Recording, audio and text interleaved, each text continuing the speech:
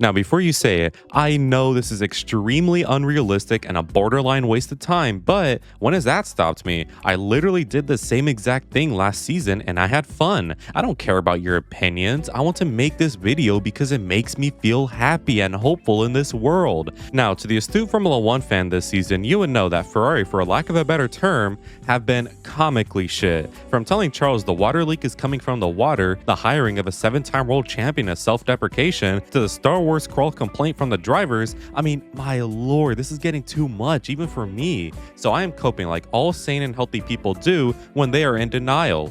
Delusion. I mean, if I pretend that reality is false and create a new one where nothing goes wrong, I will be happier. Who cares if I'm missing out on important emotions or setting an unhealthy, unrealistic standard? I need to feel happy, and this is my coping mechanism, because I need you to hear me out. Despite what you might think, Ferrari, they still have a shot for the title. Yeah, I know Max, who is in third, is practically out of the fight, but that's Max. I'm talking Ferrari here, specifically Charles Leclerc, who is the lead driver at this point. I don't doubt Lewis, mostly at least, but it's clear he needs further adjustment, so it's going to be Charles as the priority driver for now. Anyways, I'm saying Ferrari still have a shot for the title based on the evidence of the 2029 Formula 1 season. Let me explain. At my career mode save of F125 in season 4, me and Lando were dueling for the title, and until the summer break, we were comfortably ahead of everyone else in the field, leading them by 60 points. Then Charles Leclerc, who in the Ferrari, which was the 7th fastest car at that point, suddenly starts splitting us in the races, finishing in second,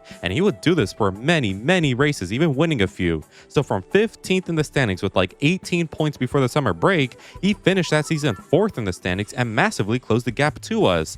Now imagine that, but in real life. You might say, well, it's a video game, plus Ferrari aren't upgrading the car anymore, and yeah, you are right, but god damn, man, have some fun. This is clearly a lighthearted video. So please hear me out, guys. Here is how Ferrari can still win the title. Go join the Discord to share your delusions with me, and subscribe if you're new if you can't wait to see Ferrari lift the championship trophy. So enough yapping, and let's get to crying. A good weather for a race, but especially for a dog.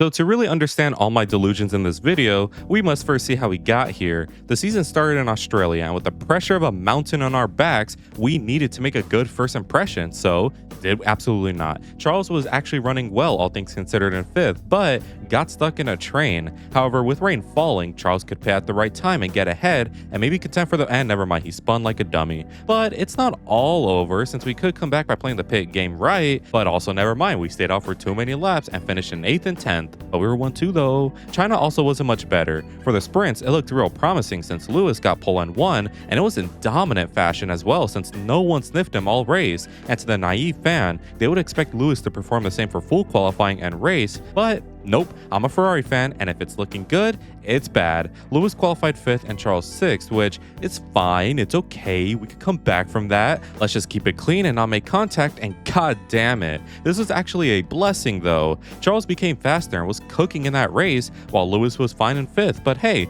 not a bad second race. I sure hope nothing diabolical happens like a double DSQ and Gasly along with us, cause screw him. I'm gonna go to bed and wake up to good news, and fuck man, it's been 2 whole weekends and I have checked out of this season. See y'all in 2026. Japan would at least be a little bit better, since while Lewis was buying takeout in 7th, Charles was cooking in 4th, doing everything he can to make this team proud. But man, how I wish it was more. Bahrain would largely be the same as well, since while Lewis finished in 5th, Charles still finished 4th after being caught by Lando. However, my consolation is the fact that Charles kind of dogged on Lando for a bit before the McLaren diff set in. Jeddah though would finally see our podium, since McLaren that weekend experienced a Lando diff, and even though this was our first podium this season, which should be celebrated heavily, man, it took us 5 races to get a podium. This is not looking good at all, and what will make this evident is goddamn Miami. For the next couple of minutes, I will speak on Miami. Miami almost made me lose my goddamn sanity. You'd think I'm making a joke here. I promise you I'm not. Everything from the moment we stepped out on track was shit. Hell, even before we got to the track, things were looking bad since we revealed this grotesque car that will run the entire weekend. And it's for what? 1 year of HP? They ruined the car with their logo, and no matter how much you try to make it look nice,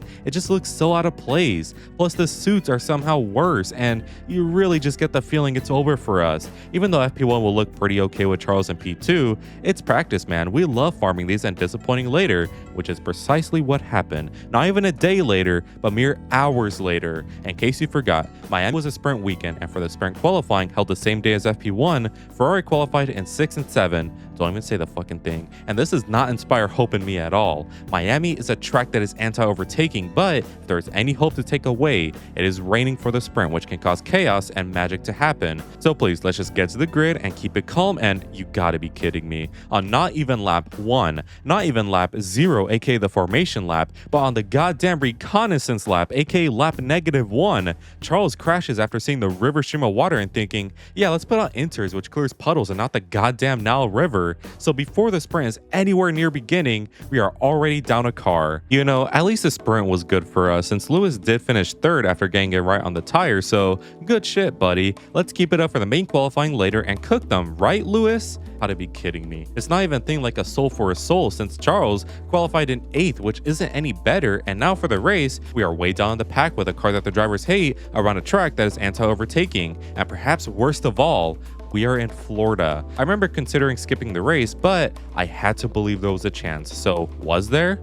Oh man, the race starts and it's whatever. Charles stays in 7th thanks to dirty air and shit car, and after strategic difference, Lewis is now behind Charles and on fresher tires. So logistically speaking, you swap the cars around and let Lewis on quicker pace through and allow Charles to tuck in behind and gain time as well. But instead what happens is both cars are told not to swap because why the hell not? So while Lewis is stuck behind, his tires go out, and right when they do, what does the team say?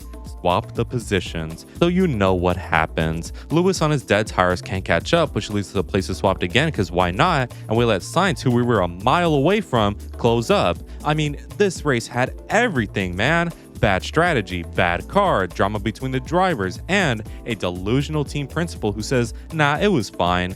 I mean, I just don't have the energy anymore. I just want to forget about this team and its history. Please release me from my torment. Please, whoever is binding me to Ferrari, please release me. If there is a place where we could come back after total hard embarrassment, it could be in Imola. Imola is in Italy. Ferrari are in Italy. So this should be good, right? Well, it was fine. I would say it was the worst thing I have experienced if it was just the qualifying. Remember me saying how this is Ferrari's home race? Well, both cars got on Q2 in pretty embarrassing fashion. This should be horrible since Imola is also an anti-overtaking track, but weirdly enough, both cars make their way up the grid. Lewis was in his groove, Charles was in his groove, and soon enough, we were 5th and 6th chasing Albon for 4th. Charles makes his move on Alex, but didn't use enough lube since he went in way too hard, which allowed Lewis to take 4th. So, plan failed successfully. So overall, Imola wasn't that bad. Monaco, however, Monaco would be awesome. Lewis sucked donkey shit here, however with Charles, he nearly got pole. That MCL 39 car is wicked fast, so much so Patient could crash all weekend long and still get in the top 3. So for Charles to nearly beat Lando to pole,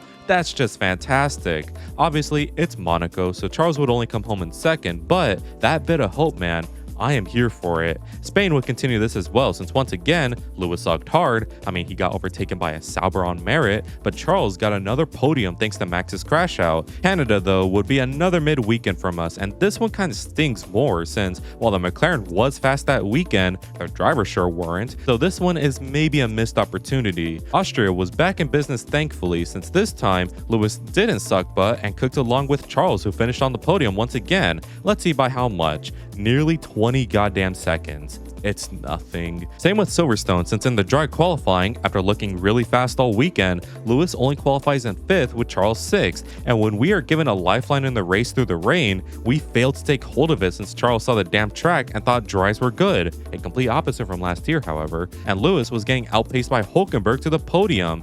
You know, if it had to be someone, at least it was you. So we are halfway through the season now, and it's fair to say Ferrari aren't exactly doing too good, but fear not, we have upgrades coming, and these upgrades will apparently save our season and make us McLaren's nearest challengers. They'll be introduced in Spa. So did we fight? Absolutely fucking not. What are you, stupid or something? We were maybe like 1/10 faster, which is progress, but we are still so far off. I'll give Charles props though. He did finish in 3rd and held off Max the entire race, and Lewis also had a nice comeback. which puts us in Hungary, where I'm sure most of you remember the atrocity that happened. Charles qualified on pole. He got off the line well to keep his lead. He stayed in the lead for about 40-ish laps and made his final pit stop when the floodgates to hell have been unleashed and I am powerless to stop the inevitable anguish. There was an apparent issue with the car, so the team's solution was to lower the engine power and raise the tire pressures, which in layman's terms means we are fucked. We dropped down to second, then to third, then to fourth, and nearly to fifth, all while our second driver Lewis Hamilton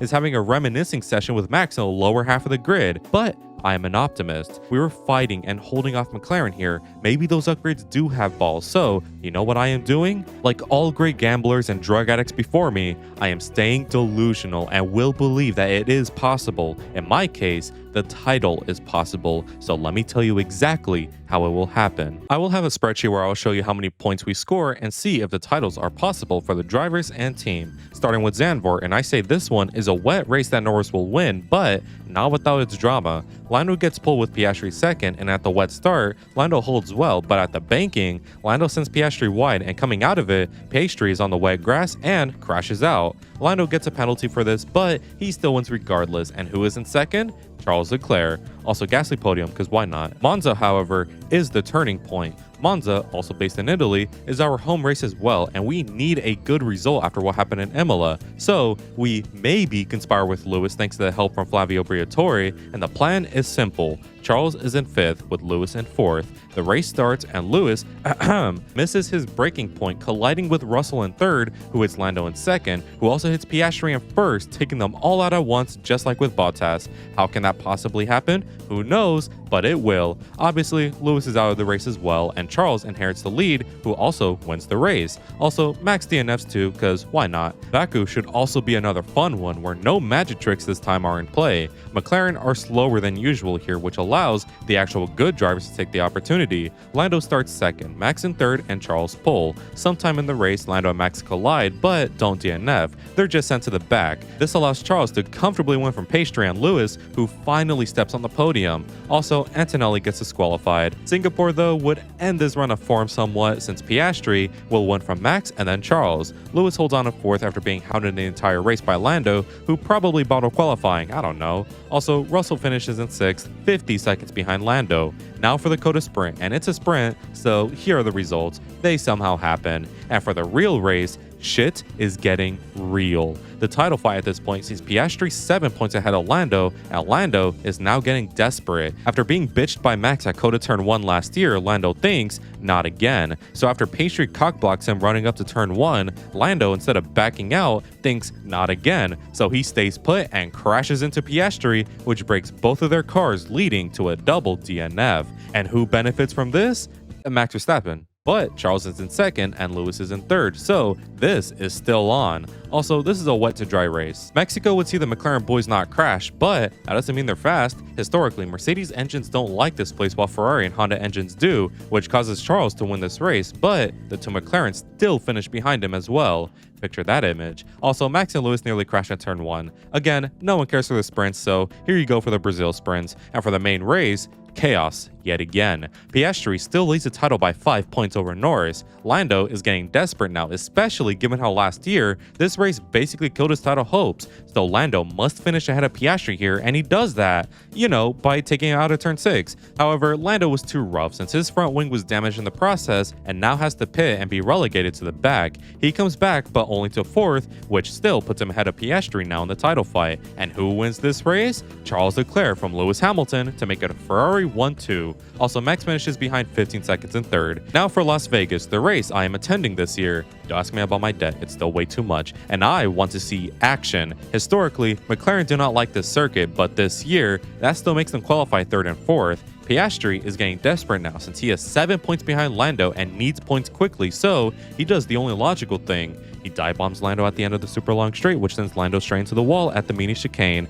And who benefits once again? Charles motherfreaking Leclerc. Piastri gets floor damage from this move, so he finishes in 3rd, behind Russell in 2nd. Also, there's a red flag thanks to Leon Lawson. Finally, here's the Qatar sprints because no one cares yet again. So, 2 races to go. Piastri is sitting at 373 points, 6 points ahead of Lando with 367. Leclerc has now caught up to them since he is at 346 points. All three need to win this race in Qatar in order to win the title, but none win thanks to the Russell hustle. George wins this race, but in terms of who is second, it's Lando with Charles in third and Piastri fourth because of circumstance, I don't know. Also, at age 6, I drank the fluids in a glow stick and was hospitalized for 1 week. So, now for the final race. Piastri is at 385 points, Lando is at 385 points, Leclerc is at 361 points. A three-way title fight, but no one takes Charles serious since the only way for him to win the title would be for both McLarens not to score any points and Charles winning the race. But what if I were to tell you, Neo, that is precisely what happens.